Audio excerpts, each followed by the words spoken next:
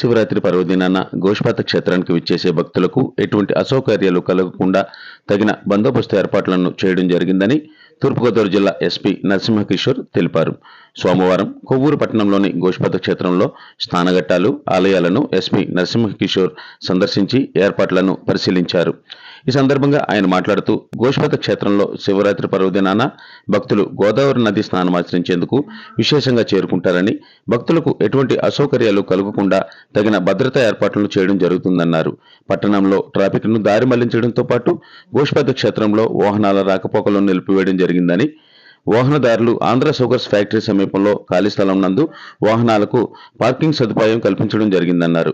భక్తులు పోలీసు వారికి సహకరించి శివరాత్రి పర్వదినాన పరమేశ్వరుని ఆశీస్సులు పొందాలని కోరారు.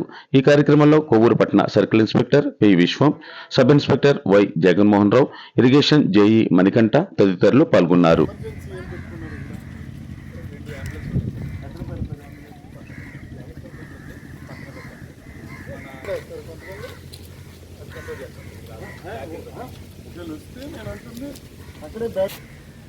ఎవాక్యుయేషన్ ప్లాన్ అంటే వెహికల్స్ 2 అంబులెన్స్లు ఉన్నాయి. ఇదే రోడ్డు బయట పంపించారు. ఇది యాక్చువల్లీ టూరిస్ట్ పోతుంది. వాయిస్ విడదీసేది కదా.